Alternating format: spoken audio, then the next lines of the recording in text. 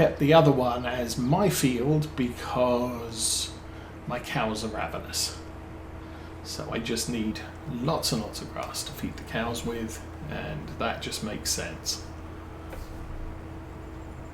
Now I may end up with more cows, which means that I need to expand my my personal grass production so I can feed all my cows.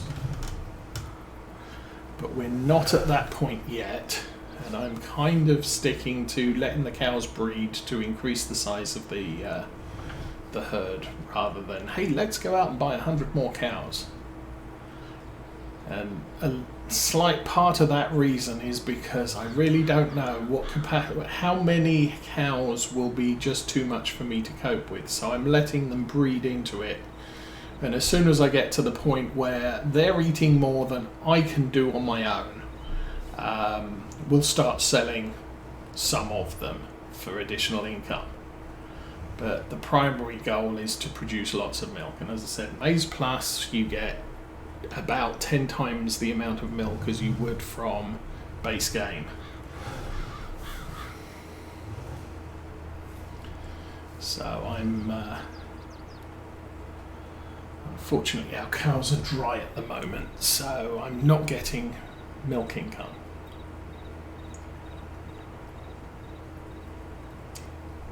And again, we're very conveniently placed for the dairy, so I bought the dairy because of the amount of milk we were producing until I sold my eldest cows. Unfortunately, the dairy now has about 5 years worth of milk at it, and it's going to take a little while for them to what am I doing? So I'm actually in the process at the moment, when the cows are producing milk, of selling the milk direct rather than turning it into butter, because unfortunately we're at capacity of production, and it doesn't help splitting production between cheese and butter, because that just halves the rate that each of those things is produced.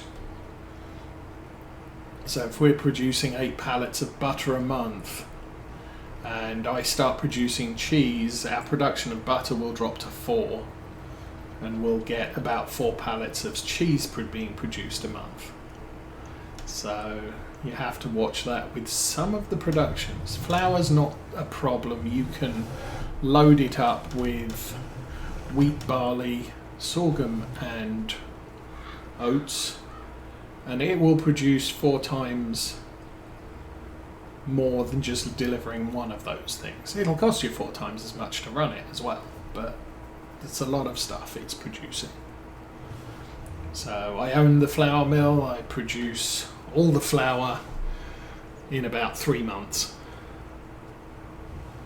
and then I've run out of cereal crops to produce or to process. But again, you go back down to the bakery, and the bakery only needs 50,000 litres of flour per year. So if I'm producing 100,000, I'm selling 50,000 in flour. I'm selling about 25,000 in bread, because 2 flour makes 1 bread, and that's the yearly income from them.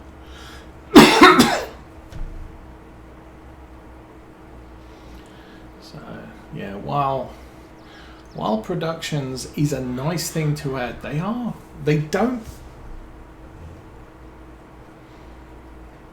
don't seriously change the game as much as you'd think. The commodities that sell for lots of money, like furniture, you produce about 12 pallets a year. With bread, we're producing about 24 pallets a year. With flour, you can produce, I haven't even figured out, but you're probably looking at 500,000 litres of flour from the various grains if you supply it with all 4 grains. It's just crazy production, but flour is worth about 10% more than each of the grains that goes into it. So if you produce wheat and you could sell all your wheat for 100,000. You can put it through the flour mill and sell it for 110, maybe 120 sort of thing. So flour doesn't add a lot of value to your crop. Turning the flour into bread does add a lot of value to your crop. So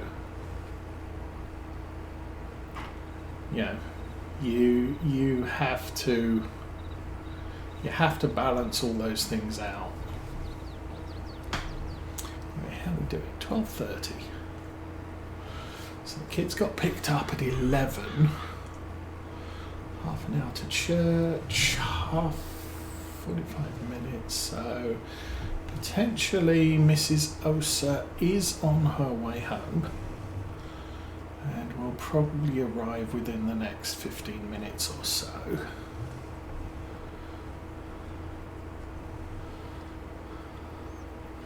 This field is not going to be quite as easy as the last one because it doesn't have white stuff on it, lime on it. And we are 20% done, 76% of the seeder has been used. Now, because of our proximity to the store, I will probably buy a pallet of seeds there to finish this contract with. Unfortunately, I did say I was planning to sell this seeder once the contract is done, and I don't plan to buy a seeder until next year. So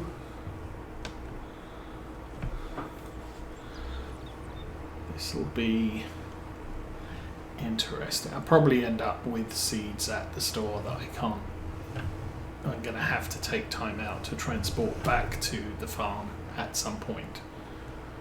But I don't really want to drive all the way across the map to grab some more seeds to finish this contract. I've probably got some on the farm. I could actually look that up if I was so inclined. Let's get this turned around. I think I missed a patch there.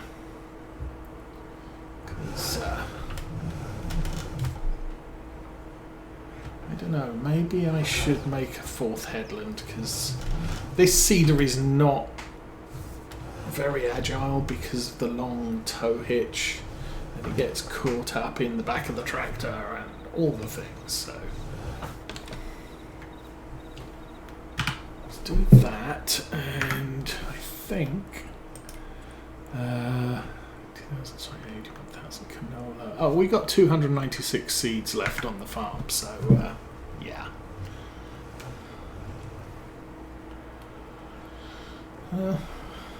Maybe I'll just go round a few more times. We'll just do the field in concentric circles rather than rows, at least for a moment.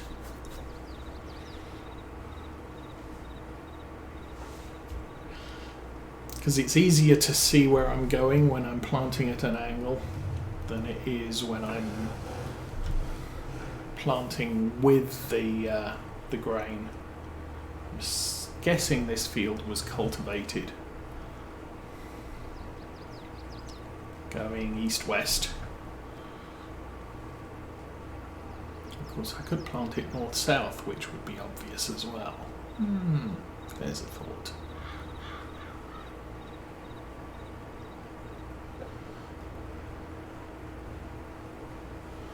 In fact, that is a thought. Okay.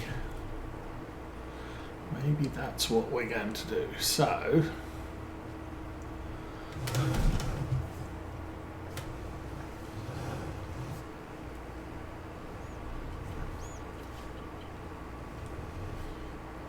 and I am overlaying quite a bit on the right there.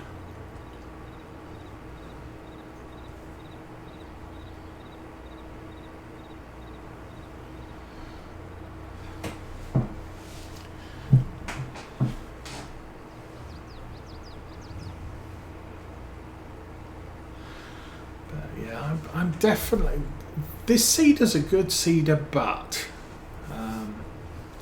you know, there's the issues with the the seed tank and optional fertilizer tank. You can open the door on the optional fertilizer tank without actually having one.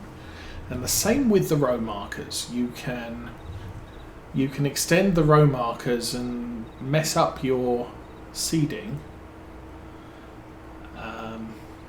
even though they're not installed. So, but it's less than 100 horsepower, it's 4 meter width, it's 4.5 meters. So it's a good starter, and you can use it on a tractor this size. Definitely has some benefits there. You can see where I've missed bits. I think now I am going to do a north-south seeding so that we can see where the cultivator went and where the seed is going. And it will be easier to see the gaps we leave behind. I should scroll down the cruise speed so that one more. There we go. So that when I turn around, I can lift the seed heads, and the tractor will stay at 15 kilometers an hour rather than 53 or whatever it's been doing. Okay, that's done.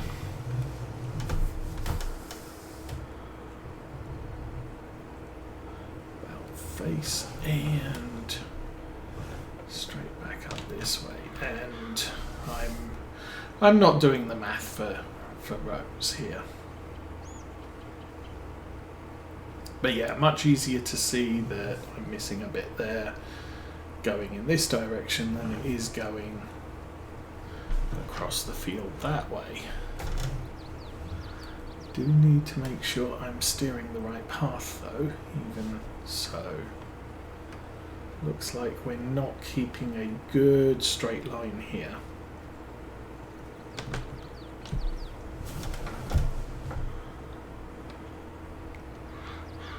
I need to try and make it 180 versus 0.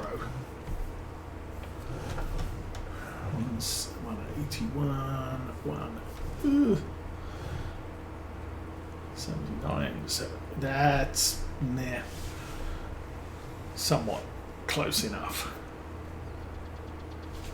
How are we doing with percentage done? We're on the seeding, so there. 35% done, and we've used 40% of the tank. So yeah, definitely going to need a top up in seed, and I don't think I've got any mods loaded that allow me 100-litre seed bags. Maybe I should consider that. Although, typically when we're doing our own work, I am using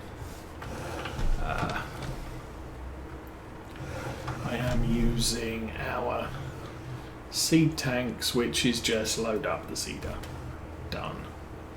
Buy 10,000 litres of seed into the silo, that type of thing.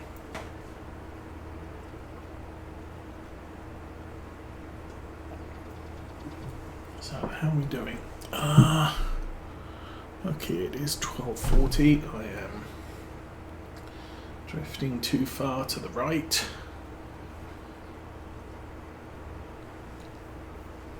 Okay, the tractor is taking damage faster than the seeder, or at least on this field.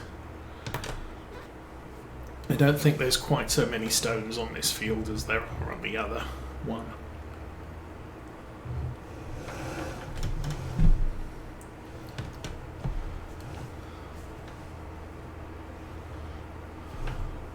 Anyway, so all things considered, what are we going to pay for this? This is going to pay almost 9,000, minus the cost of seeds, but we'll have, I guess, 8,000 because we're going to have to buy a pallet of seeds. So 26 plus 8 is 34. That'll be a good end of the day, I think. As I said, probably borrow some money. We'll sell the Deutz and buy the Fent. Oh, really missed that. And maybe we'll do that before I end here.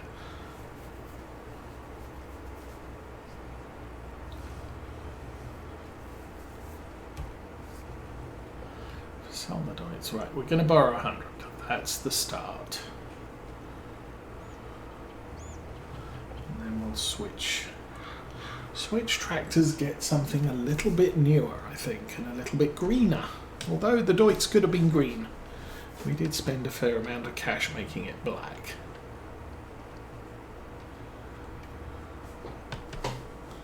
So, stop there, jump there, drop that, and turn the engine on. Okay, first things first, is it still there? It is still there.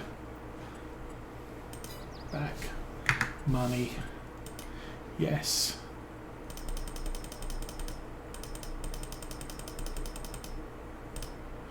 Bingo, 126. Jump, nope. Jump back in that. Now I will fix the paint on this, because you do get more money back from fixing the paint. So 23,000. So this should be worth about 50,000 once we've repainted it. 50,900. So a couple more bucks there, and sell. Yes. Okay. Back and Vario.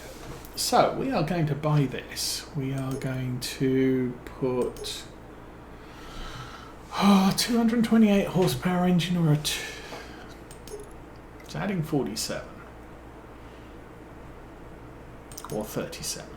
Let's do that. Gonna put Michelin's on it. Gonna go with narrow tyres, because our existing tractor has narrow tyres on it because it's all set up to do spraying and what have you. Front loader, I'm going to dispense with the front loader. I'm not going to put the Azaria Pro Compact on it, and at this point I'm not going to put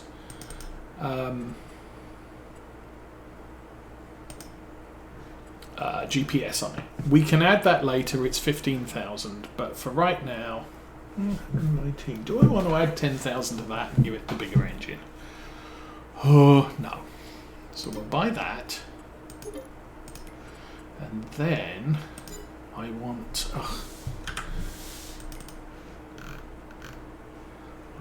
to buy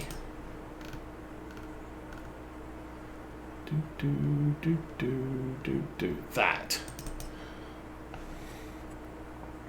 because the advantage with that, you can put a 600 kilo weight on it. Do I want a 600 kilo weight on that? Or 750? Or 1,000. See, when I'm running this, I don't think I need anything on the front of the tractor, because all of my kit is towed. It's not lifted and putting weight there. If you're running, okay, if you're running something like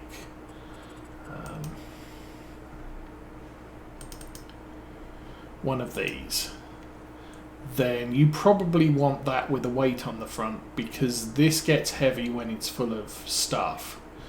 But we're running something like that, which is supported on wheels, so the weight on the back of the tractor isn't significant.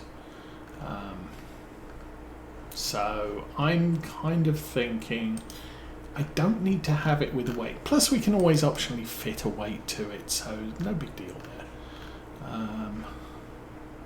Sling for lifting. Okay. What is that? That's a Maize Plus mod. Mobile mill. Grain can be ground into. Grain can be grinded, and corn can be milled to CCM. Okay, I don't need that. that is allowed to carry, oh, that's a grain tank. I don't need one of those either. So we will buy this. It's 23,000, we have the money. And I don't need any weights on it, so we'll buy that. Yes, yes, yes, back, back, back. So we have swapped our Deutz for a Fendt.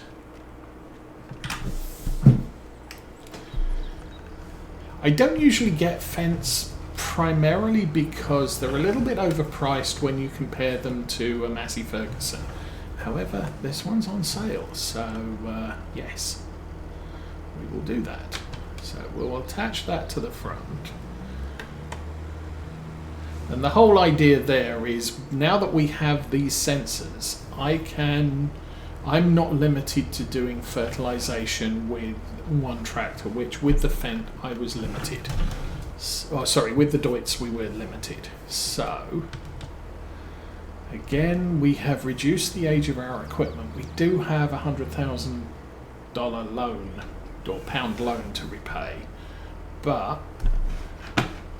we now have a nice green tractor to go with our other green tractor, and that will serve as our spraying tractor from now onwards. It doesn't have quite the horsepower that the Deutz did. It's about 10 horsepower less or something. No, 20 horsepower less.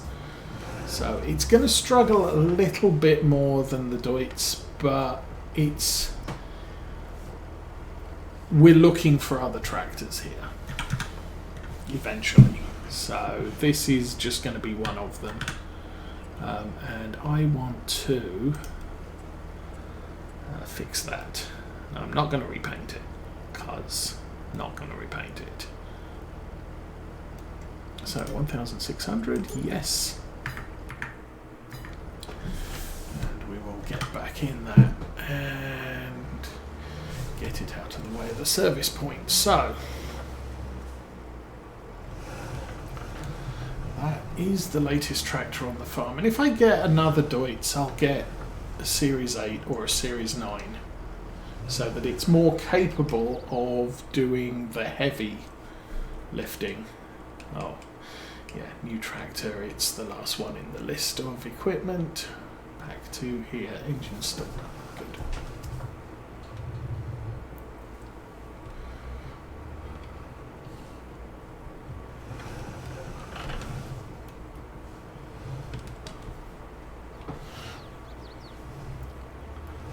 So a little bit of a rotation of equipment. Actually, that's the second piece of equipment we've rotated this year. We got rid of the small Fendt harvester and replaced it with the bigger class.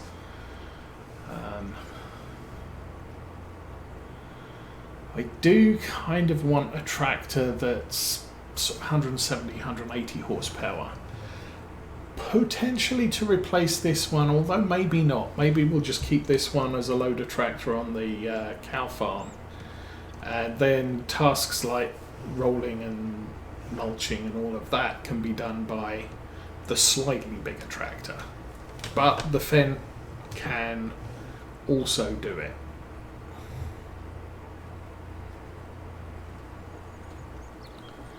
Typically, we usually end up with one small tractor in the 100. Why didn't that go down? One small tractor, and then 2 mediums, 2 large, maybe more. Lawfolds, we did end up with 3 large tractors, but we had crazy huge equipment because the fields on Lawfolds are just big.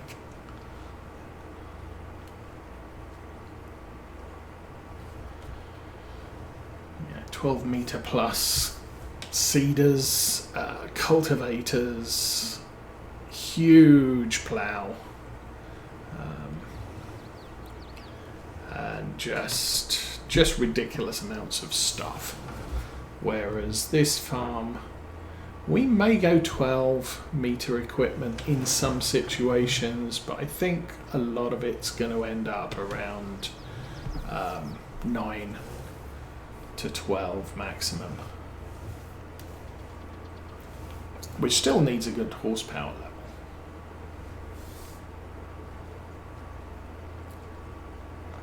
I hope I don't regret buying the smaller engine for that. But it did give us the money to buy the Asaria.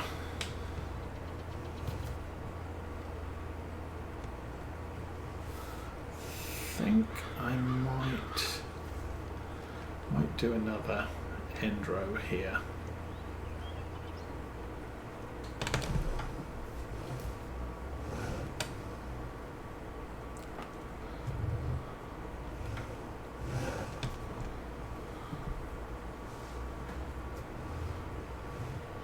Oh, now the seeder's down to 97.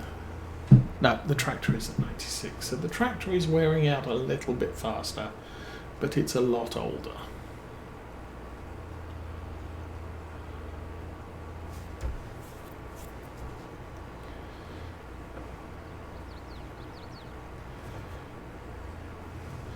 Anyway, I think I will probably call the stream here. So we will be back, as far as I'm aware, next week. We'll probably be on October 1 and have a lot of spraying to do on our fields.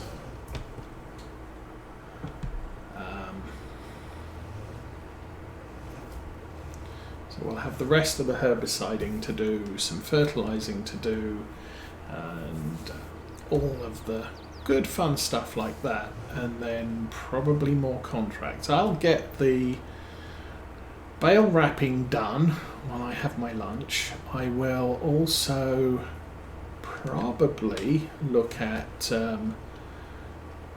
finishing off the messing around with the hedges so that they're not so helper unfriendly, and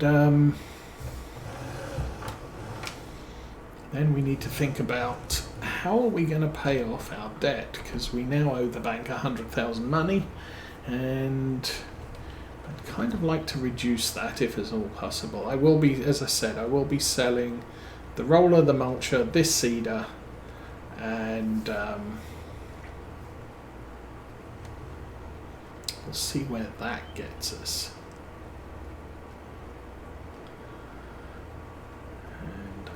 Buy more seeds, so fortunately I still have enough money for that.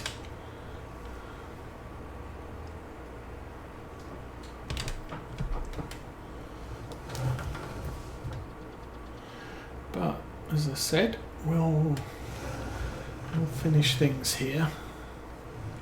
Get that lined up, drop that down, straighten up, get straight, and position us here. So I will say thank you for watching, like, subscribe, and we'll be back next week with more from Maypole Farm. Episode 55 next week. Nice. Okay.